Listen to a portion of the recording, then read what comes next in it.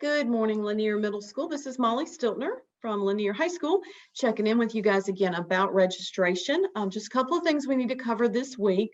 First of all, make sure you are continuing to think about the electives that you want to take at Lanier High School.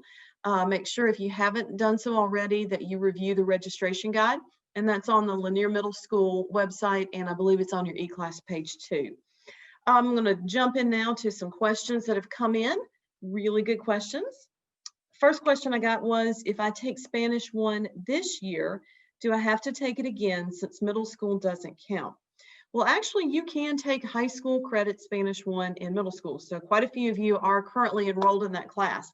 If you are enrolled in that class, at the end of the semester, you will complete a form that allows you to either accept that credit or not. If you accept the credit, that course will show on your transcript. So it will count as Spanish 1. So you can go ahead and move on to Spanish 2. Most colleges, if you are, I know this is down the road a little bit, but when we start thinking about college applications, most schools are going to want to see at least 2 years of the same foreign language. So you don't want to do Spanish 1 and French 1. That's not really going to help you. You want to make sure you have at least 1 and 2 of either of our languages before you begin that application process. All right, another good question. What if I take an AP class and realize it's too much? What happens? Do I just have to do it? The way we structure registration is we really emphasize making those good decisions now. So please use this time to talk to your teachers if you're interested in AP Human Geography, or if you're in Intro to Digital Tech now and want to take AP Computer Science next year. Talk to your current teachers and really think through the decision. Is that a good fit for you or not?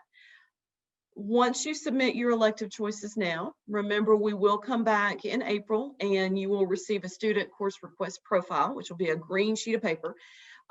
If by that point, if you've changed your mind, maybe you signed up for AP Human Geography now, realize by then that that's probably more than you want to do, you absolutely can change that elective at that time with no penalty. That's fine. But that's it. Once you submit your signed student course request profile, we're done with changes. So anything you choose on that will have to, or will stand as your registration choice for next year. And we register year long, so there are not scheduled changes in January. So again, it's really important that you make good registration decisions now. And make sure you turn in that green sheet. We'll talk about that a lot more as that gets close to time, but that is your last chance to approve the courses you're registered for and make changes. Okay, what electives would you recommend if you're already taking an AP biology class and the honors gifted chemistry?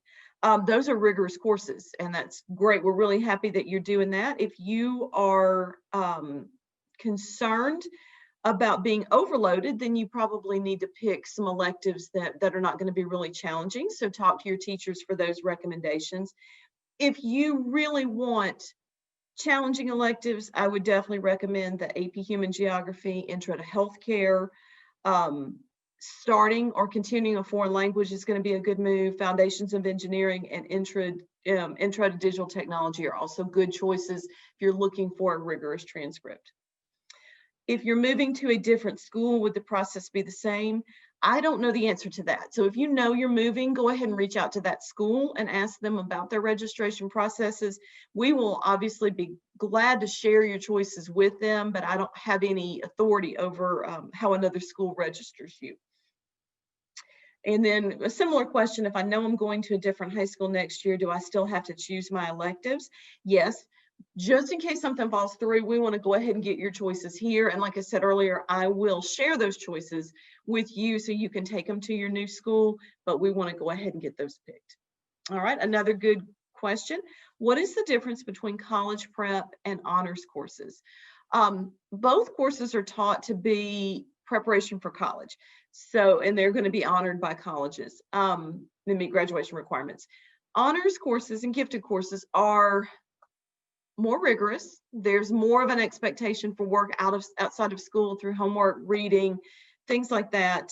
They go into, there's deeper coverage in honors and gifted courses. the expectation for class participation is probably a little bit higher, and there are more opportunities for enrichment if you go the honors gifted route. And again, your current teachers can give you good information if that didn't answer your question. Another question I got was for Spanish 1, what level of experience is required or expected? None. Spanish 1 is an elective for students who do not speak Spanish at home and don't have any kind of formal training in the language. If you do speak Spanish at home, we would recommend you take Spanish for native speakers. You're probably gonna find that to be a better experience for you. And another good question about our weight training class. In that class, do we learn how to lift weights or do we lift weights? And the answer is both. We do teach you proper technique, but then you are actually lifting in the course. It is a PE course. All right, so those are great questions. Guys, keep the questions coming. Please let your advisement teacher know if you have questions, and they will email me, and then I will get an answer back to you. Okay, in just a few minutes, or a few seconds, I'm gonna hand it off and let you watch some videos we prepared that spotlight some of our CTE and foreign language classes. And then next week, I'm gonna check back in with you with some videos from our fine arts PE courses and some other electives, answer any questions that have come in. Remember, next week, we are going to be digital. So make sure you're tuning in during advisement next Friday, because we will release another video for you. That's it for me. I want to sign off now and hand off to the video. I hope you guys have a great weekend and look forward to seeing you back after digital learning. Thanks, guys. Everyone wants kids to be ready to take on the real world, right? So what's the secret? Say hello to CTE. CTE is Career Technical Education. Maybe you've never heard of it, but CTE gives learners an academic foundation along with technical skills and hands-on experience in a whole bunch of different areas to help them get ready for the real world. Think of CTE as a high school experience, but with even more value because it fills a big gap for a lot of students. In fact, CTE learners and their parents are 3 times as likely to say they're very satisfied with the ability to learn real-world skills as part of their education as compared to non-CTE learners and their parents. And since over 75% of CTE learners enroll in post-secondary education after high school, CTE is definitely creating a path to college and career success. And get this, they have a graduation rate over 10% higher than non-CTE students. Did you know 89% of parents think students should receive more education about career choices while in high school? That's where CTE comes in. Think about it. Is it better to experiment with career choices when you're paying money to do so in college? Or should it happen in high school so students know a lot earlier whether a career option is the right fit? The answer is fairly obvious, don't you think?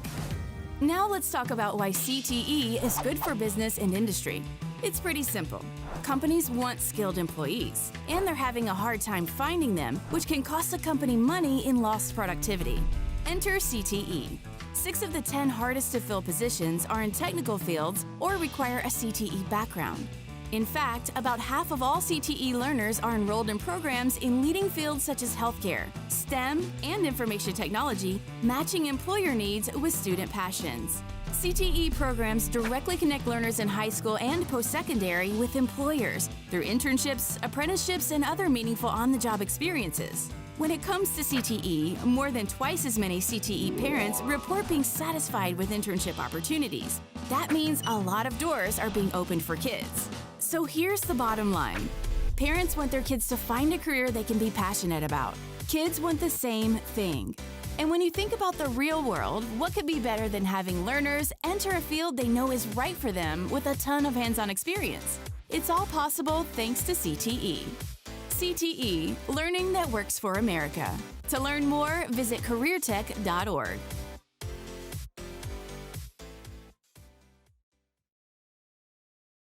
My name is Jaden and I'm in Marketing Principles, which is about the basic marketing skills. I love this class because we learn about job interview skills, marketing products, and advertisement.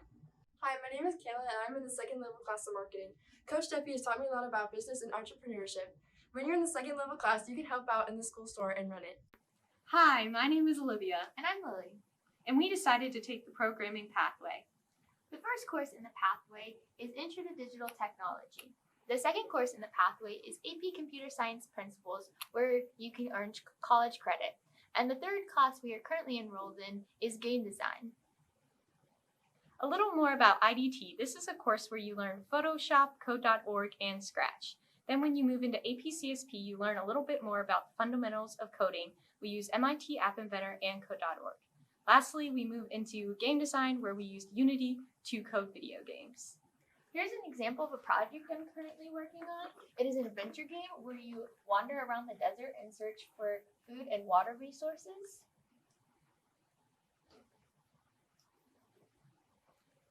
Now on to my adventure game. Mine is called First Aid Kit Essentials, where the camper is lost in the campsite and is trying to find all the missing first aid kit objects.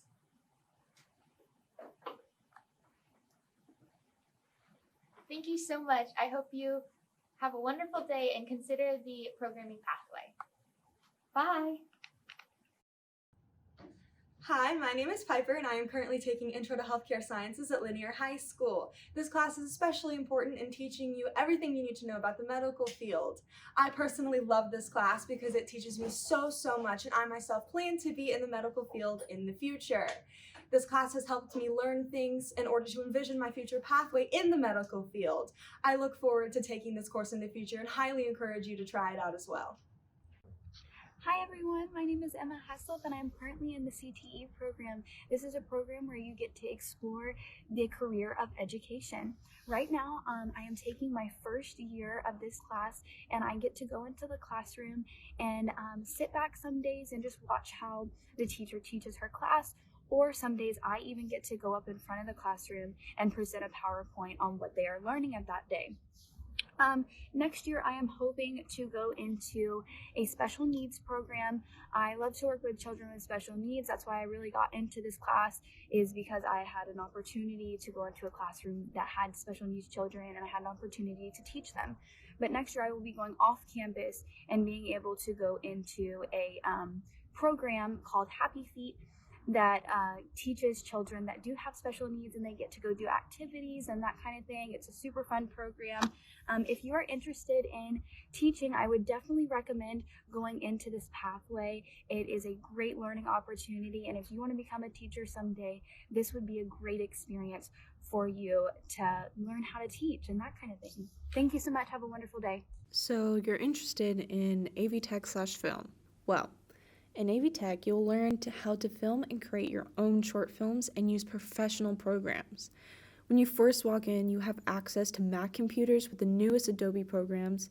You travel to the back and you have the studio. You will learn how to use Canon and Sony DSLRs, mics, tripods, lights, every basic item you would need to make a film. In class, you will have the freedom to create your own projects and use these items. Be creative, have fun, and join the AV Tech class. Do you like building things big or small? Well, Foundations of Engineering is for you. You'll learn about the broad spectrum of engineering in different disciplines. And you'll also be able to learn about the tools like the one you see behind me. Join IBT to get you a mentor to get practice for your future.